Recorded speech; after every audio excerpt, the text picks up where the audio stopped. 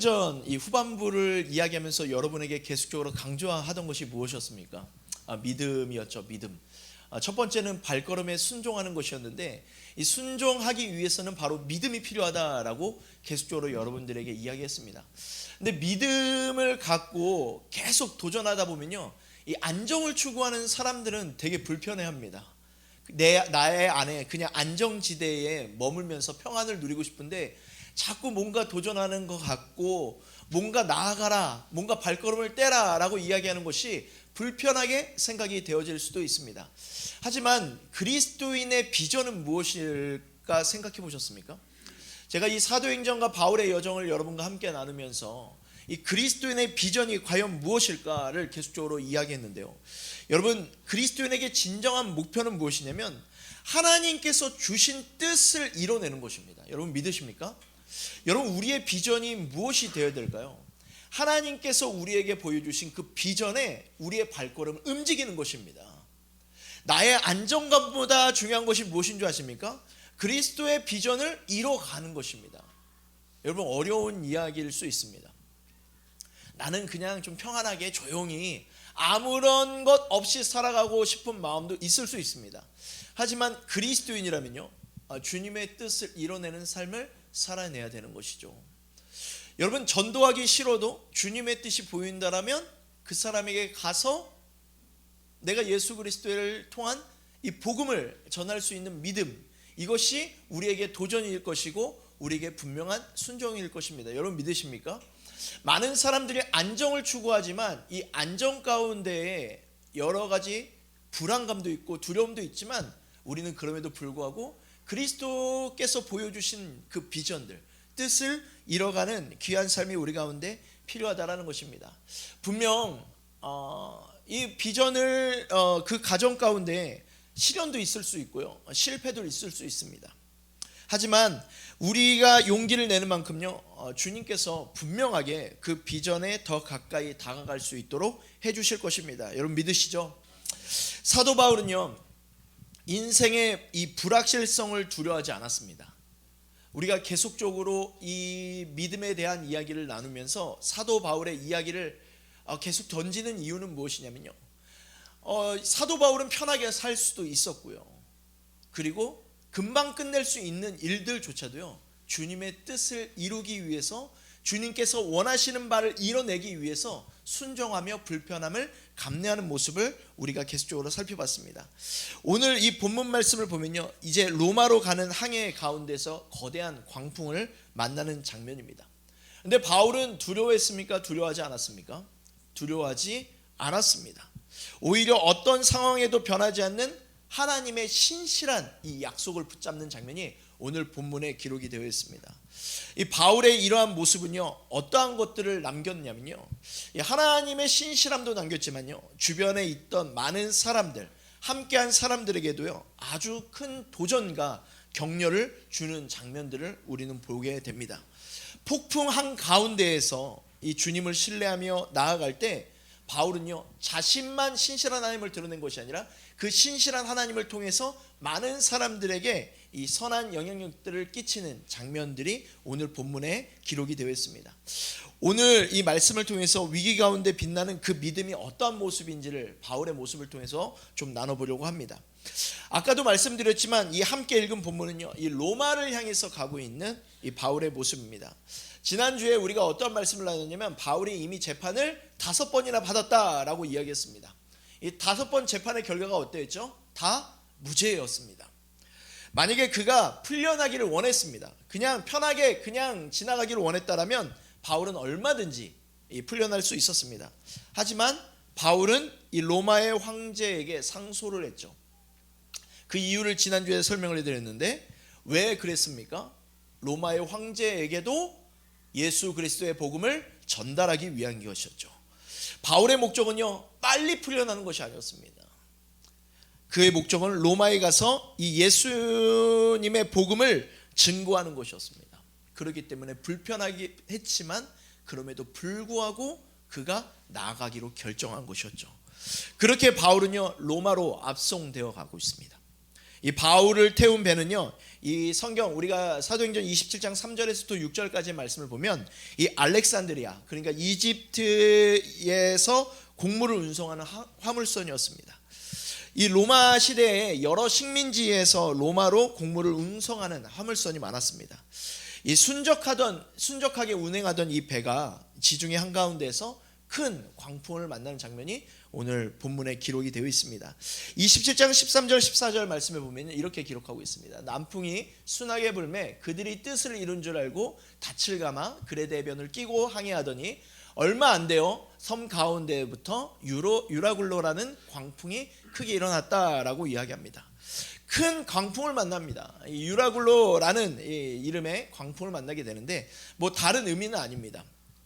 원래 이 유라굴로라는 말은 한국 말로 이렇게 번역된 건데 정확한 발음은 유라큘론이라고 발음을 하고 있습니다. 그래서 유로스라는 이 동풍이라는 단어와 이 북동쪽의 뜻을 갖고 있는 아킬로라는 단어가 합성이 돼서 만들어낸 단어입니다.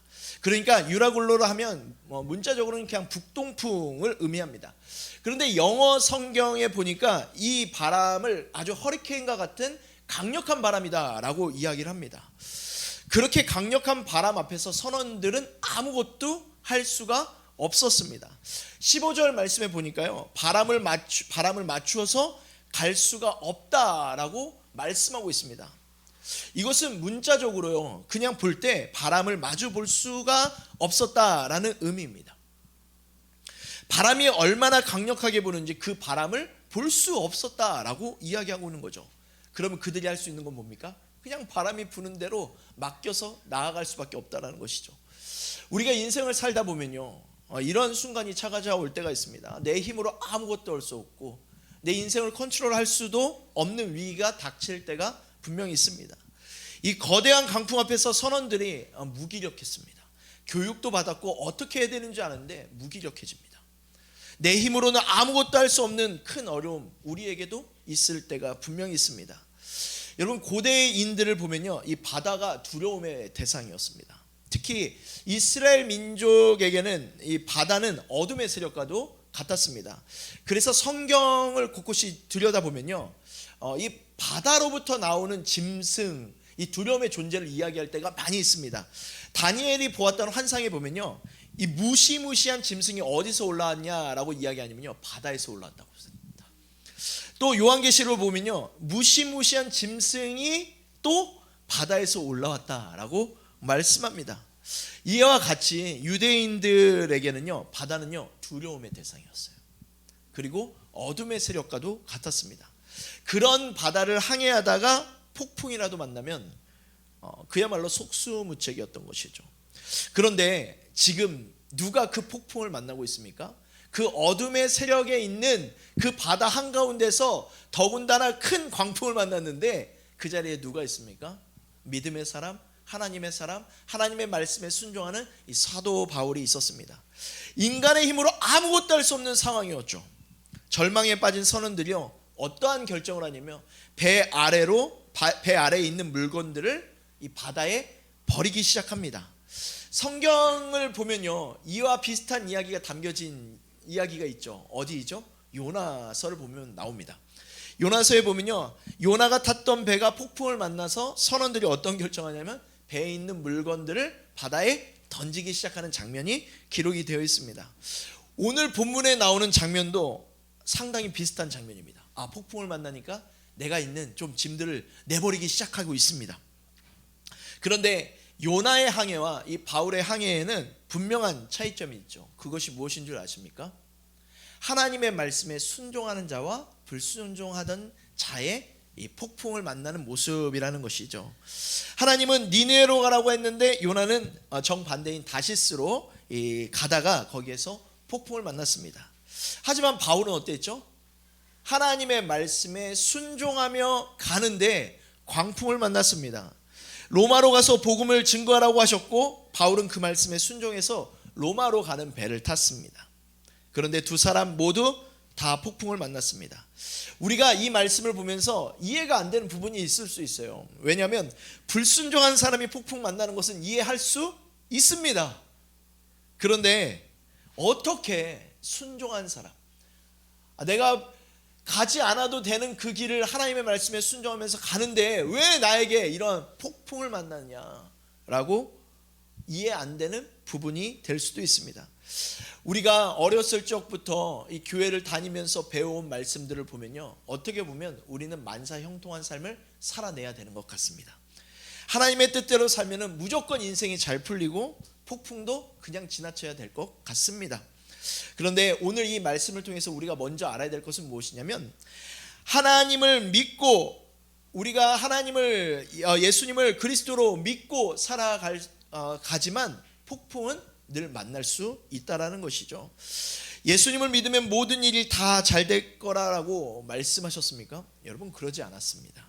오히려 진정한 믿음에 대해서 저희가 사도행전 이야기하면서 몇 번 나눴는데, 진정한 믿음의 사람은요, 자기 십자가를 지고 예수님을 따라야 한다라고 말씀했다라는 것. 좀 불편한 얘기일 수 있어요. 왜냐하면 어렸을 때부터 들어왔던 이 기독교 안에 있었던 이 복에 관한 이야기들 때문에 우리의 생각이 많이 박혀 있거든요. 그렇기 때문에 우리가 예수를 믿으면 한 주간 아무 일도 없을 줄 압니다. 그런데 지난 한 주 어떠셨나요?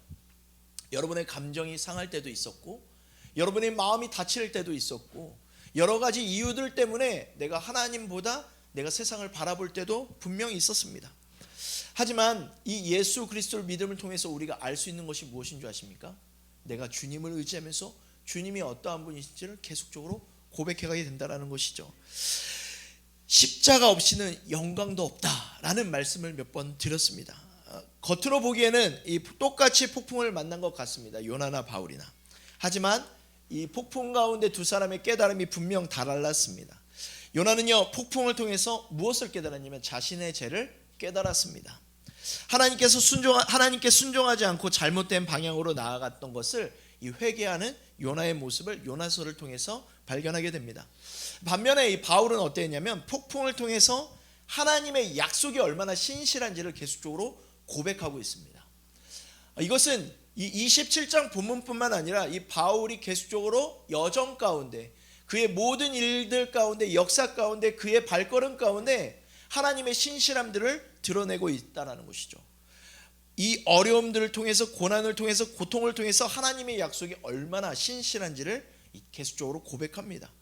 이 거대한 폭풍이 우리에게 다가오면 소망이 사라진 것 같습니다. 이제 나는 죽을 거야. 나는 아무것도 할 수 없을 거야. 아마 이 두 사람에게도 분명히 있었을 것입니다. 거대한 폭풍으로 모든 소망이 사라진 것 같지만, 그때에도 바울은 어떻게 고백하냐면 하나님은 약속을 지키시는 분임을 깨닫게 합니다. 요나는 주변 사람들에게 아무런 영향력을 끼치지 못합니다. 오히려 요나가 빠지고 나서 선원들이 하나님이 어떠한 분이신지를 깨닫기 시작하죠. 그런데 바울은요, 이 광풍 속에서 주변 사람들에게 이 모든 고난과 고통 과정 가운데, 두려움 과정 가운데 하나님의 신실함을 증언하고 있다는 것입니다.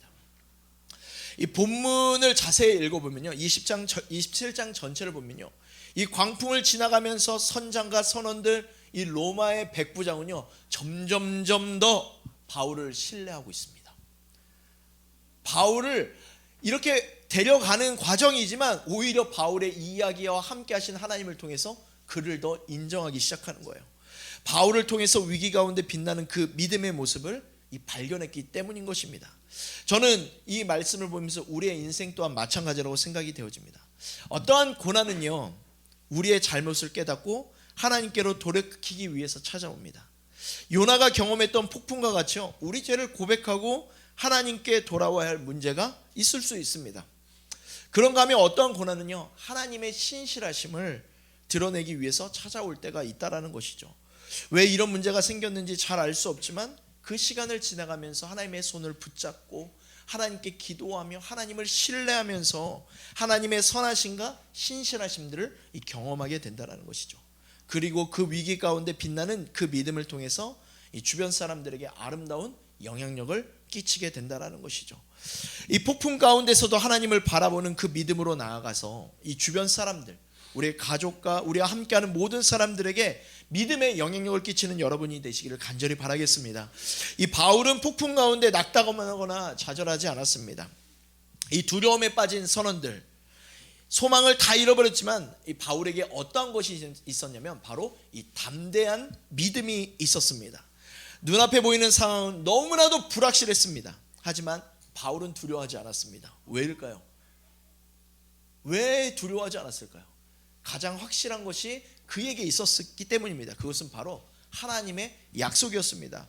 본문 22절부터 25절까지 있는 말씀을 보면요, 뭐라고 이야기하고 있냐면요, 바울이 이렇게 고백하고 있습니다. 잘 보이시지 않을 수 있는데, 곧 내가 섬기는 하나님의 사자가 어젯밤에 내 곁에 서서 말하되, 바울아 두려워하지 말라. 네가 가이사 앞에 서야 하겠고 또 하나님께서 너와 함께 항해하는 자를 다 내게 주셨사 하였으니 그러므로 여러분이여 안심하라. 나는 내게 말씀하신 그대로 되리라. 하나님을 믿노라 라고 믿음으로 고백합니다.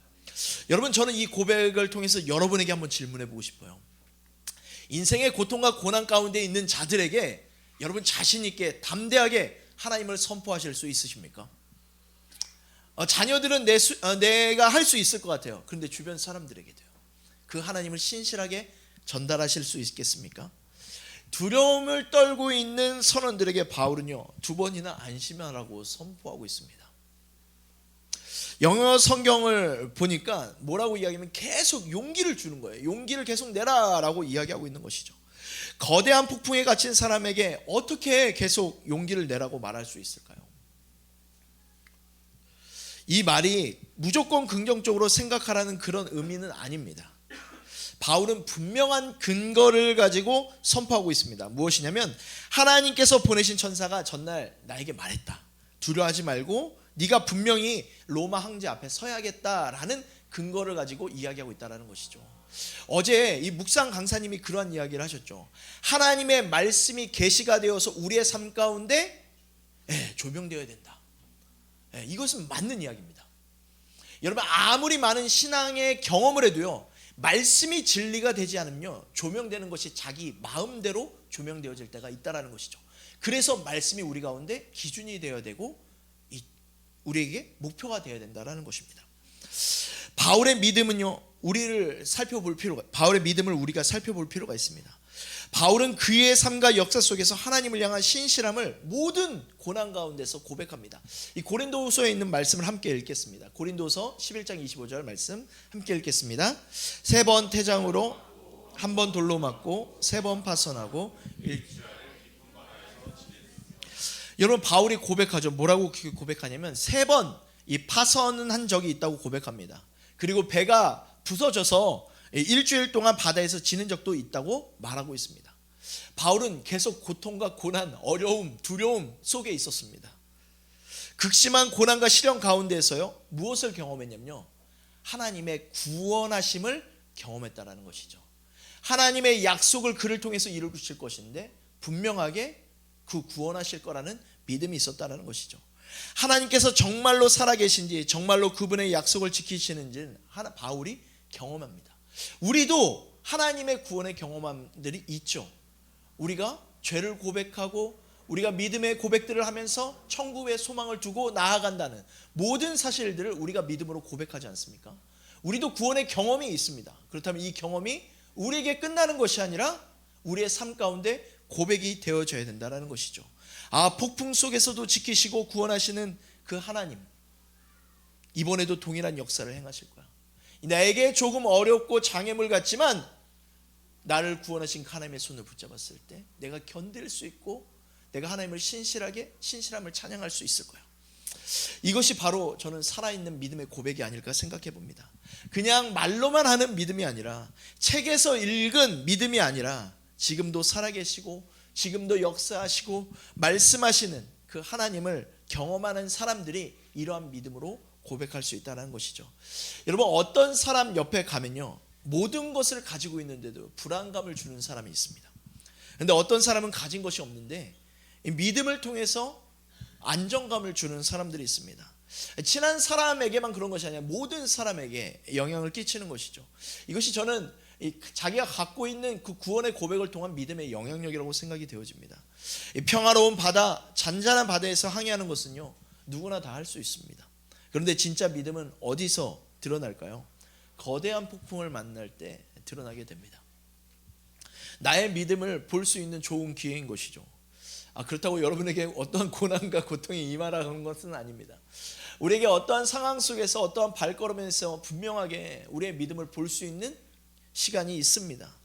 성경에 등장하는 모든 위대한 믿음의 사람들이 그런 위기가 없이 그냥 등장한 것은 아니었습니다.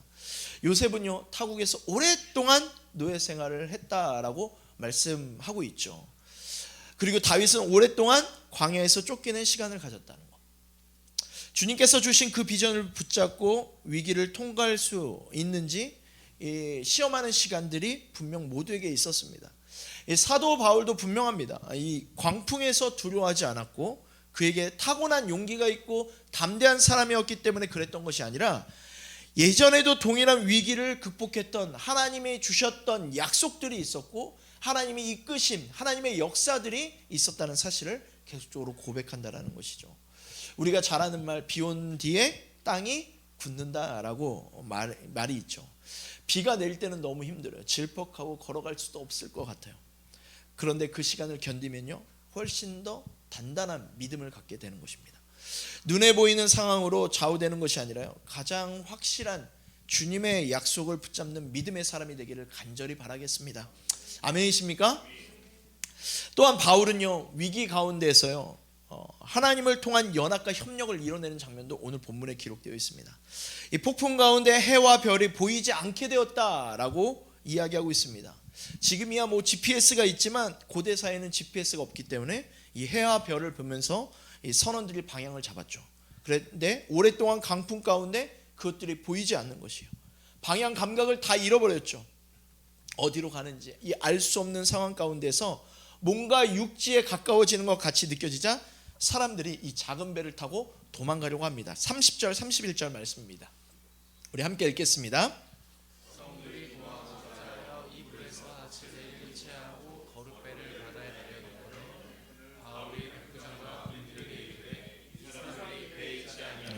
너희가 구원을 얻지 못하리라 하니.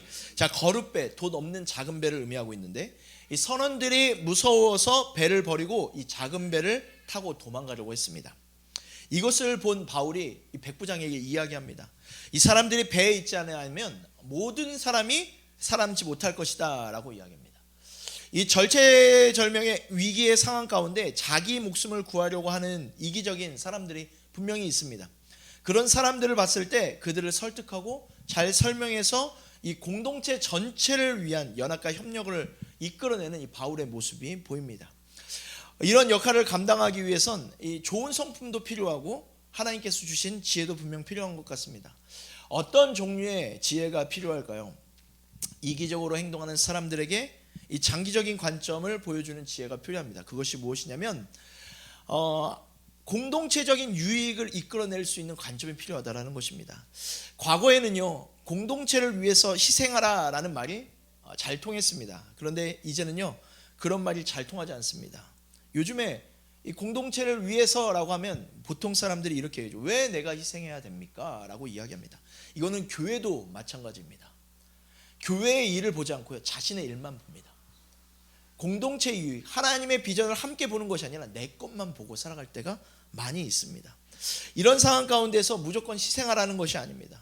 우리 모두에게 주시는 하나님의 큰 유익을 쫓아갈 수 있는 이 은혜를 함께 나눌 필요가 있다는 것이죠. 이를 위해서 공동의 비전, 공동의 목표를 확인하는 것. 우리 교회의 비전은 무엇입니까? 우리 교회가 계속적으로 나아가야 될 하나님의 비전이 무엇입니까? 여러분 늘 기억하고 생각하며 살아가야 되는 것이죠. 그것이 무엇이죠? 예배와 선교라고 말씀드렸습니다. 하나님의 예배가 없는 곳에 예배를 세우는 것, 우리 믿는 자들이 해야 될 일들인 것이죠. 나의 유익만을 생각하는 것이 아니라 하나님의 뜻이 이루어질 수 있도록 우리의 작은 순종이라도 하나님 앞에 사용되기를 원하는 마음으로 한 걸음 한 걸음 나아가기 원하는 것. 여러분 그 마음 가운데 내가 순종할 때요, 함께 유익하게 되는 길을 찾을 수 있게 되는 것입니다. 마지막으로 이 본문을 통해서 바울은요, 이 전인적인 돌봄과 사랑을 실천했습니다. 이 광풍으로 인해서 14일 동안 음식을 먹지 못했던 사람들과 함께 음식을 나눈 장면이 기록이 되어 있습니다. 이 본문 말씀 33절 36절 말씀 우리 함께 잘 안 보실 수 있으니까 우리가 함께 성경 말씀을 펴셔서 우리 한번 읽었으면 좋겠습니다. 33절에서 36절 말씀 함께 읽겠습니다. 날이 새어가매 바울이 여러 사람에게 음식 먹기를 권하여 이르되 너희가 기다리고 기다리며 먹지 못하고 줄인 자가 오늘까지 열 나흘인즉 음식 먹기를 권하노니 이것이 너희의 구원을 위하는 것이요 너희 중 머리카락 하나도 잃을 자가 없으리라 하고 떡을 가져다가 모든 사람 앞에서 하나님께 축사하고 떼어 먹기를 시작하매 그들도 다 안심하고 받아 먹. 아멘. 우리가 영혼을 돌보는 것이 중요한 만큼 육체를 돌보는 것도 중요합니다. 이 영적인 사역에 매진하기 위해서 육체를 소홀하게 여기는 것도 하나님의 뜻이 분명히 아닐 것입니다. 이 시편에 보면요, 하나님께서 이스라엘 민족을 위해서 광야 가운데 무엇을 준비하셨다라고 이야기하냐면 식탁을 준비하셨다라는 구절이 나옵니다. 매일 만나를 내려주시고 메추라기를 보내서 고기를 허락하셨던 이 다윗의 고백도 이렇게 기록되어 있는데 우리가 잘 아는 말씀에 기록되어 있습니다. 시편 23편 5절 말씀도 한번 같이 읽을까요? 시작. 주께서 내 원수의 목전에서 내게 상을 차려주시고 이를 내 머리에 부으셨으니 내 잔이 넘치나이다. 이 선한 목자 되신 주님께서 원수의 목전에서도 우리에게 상을 차려주십니다. 이 원수의 목전 앞에서 고난을 받을 때 우리의 몸이 지치지 않도록 이 음식을 준비하는 것. 바울에게 있었던 이 영향력들은요, 단순히 자신 주변으로 끝나지 않고 전체에게 유익을 끼쳤는데 내게 주신 그 하나님의 은혜를 내게서 끝나는 것이 아니라 모든 사람들이 함께 유익하며 살아갈 수 있도록 만들어냈다는 것이죠. 여러분, 예수님의 모습도 보면 사랑과 돌봄이 가득합니다. 부활하신 주님께서 엠마오로 가는 제자들을 찾아가셔서 그들에게 말씀을 전하시는 것으로 끝나는 것이 아니라 떡을 떼어서 나누어 주셨습니다. 뿐만 아니라 갈릴리 호수로 돌아간 제자들을 찾아가셔서 물고기를 구워주시는 장면, 그들과 함께 그의 삶을 돌아보는 장면, 위로하는 장면들이 기록이 되어 있습니다. 언젠가 될지 모르겠지만 이 작은 꿈이 있습니다. 제가 큰 꿈이죠. 저를 통해서는 할 수 없고 우리 교회를 통해서 나중에 하고 싶은 꿈들이 있는데 이 선교사님들을 위해서 작은 게스트룸을 만들어내는 것입니다. 후에 그 선교사님들이 그냥 묵는 것으로 끊는 것이 아니라 그 안에 모든 음식과 그들이 움직일 수 있는 것, 잠시 쉬는 동안 편하게 움직이고 모든 것을 할 수 있는 음식, 차량 모든 것들을 구비해 놓고 병원들까지도 이렇게 준비해 주는 것, 이 꿈을 위해서 기도는 하고 있습니다. 언젠가는 주님께서 이루시겠죠. 전인적인 돌봄과 사랑을 실천하는 것이요, 하나님 앞에서 너무나 아름다운 일입니다. 우리 하나님께서도 우리에게 광야에서 식탁을 차려주시고 원수의 목전에서도 상을 차려주시는 분이시기 때문인 것이죠. 하나님께서 우리를 구원해 주신 그 사랑을 기억만 한다면 우리도 은혜를 베풀 수 있는 삶이 되어야 되는 것입니다. 우리는 모두 주님 앞에서 빚을 진 자입니다. 아무것도 아닌 우리에게 은혜를 주셔서요, 하나님의 나라를 갈 수 있게 해주셨잖아요. 이 하나님의 나라를 갈 수 있게 해주신 것 결코 값싼 은혜가 아닐 것입니다. 우리가 생각할 때 믿음으로 고백하면 됐지라고 하고 은혜를 너무 값싸게 여길 때가 많이 있습니다. 여러분, 절대 그렇지 않습니다. 예수님께서 우리를 위해서 자신의 생명을 내어주셨습니다. 굳이 낮은 자리까지 오지 않으셔도 되는데 우리를 위해서 오셨다고요. 우리의 죄 때문에 채찍질 당하셨다고, 수치 당하셨다고요, 부끄러움 당하셨다고요. 그러면서도 우리를 구원해 주셨어요. 그 놀라우신 이야기가 주님의 은혜의 이야기인 것입니다. 오늘 말씀을 전체적으로 정리하면요, 이 디모데후서 1장에 있는 말씀이 떠올랐습니다. 우리 디모데후서 1장 12절 말씀 한번 함께 읽겠습니다. 시작. 이로 말미암아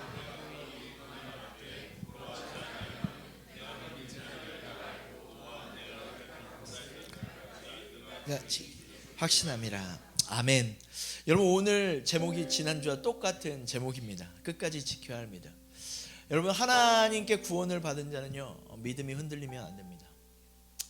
끝까지 믿음을 지켜낼 수 있는 것은요, 우리 안에 부어주신 은혜를 날마다 기억하며 살아가는 것입니다.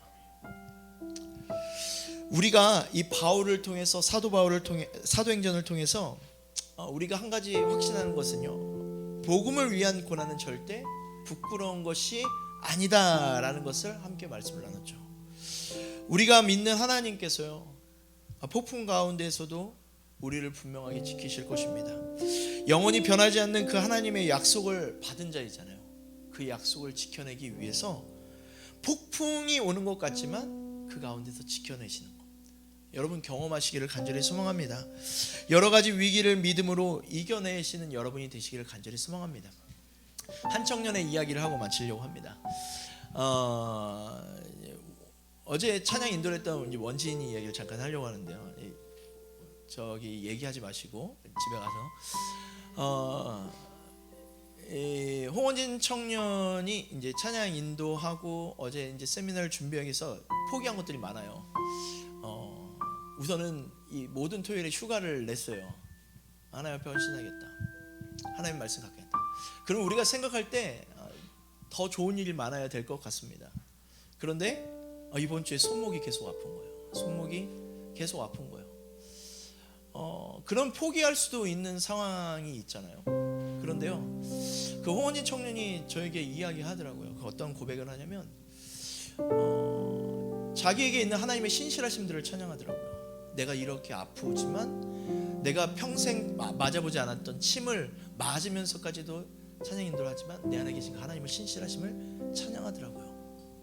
여러분, 우리에게 눈에 보이는 여러 가지 고난들이 있을 수 있습니다. 그 고난 때문에 낙심이 될 때도 있어요.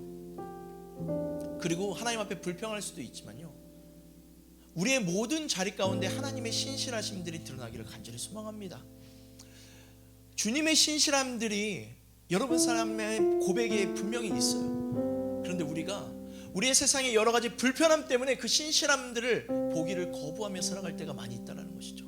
왜 내게 이런 고난이, 왜 이런 폭풍이, 믿음이 없었더라면 차라리 낫지 않았을까? 라고 엉뚱한 생각으로 나아갈 때도 많이 있습니다. 하지만요, 진짜 믿음은요 흔들리지 않습니다. 왜냐하면 우리를 구원해 주신 그 하나님을 경외하며 기억하기 때문인 것이죠. 여러분의 삶 안에 하나님이 어떻게 기억되는지 모르겠습니다.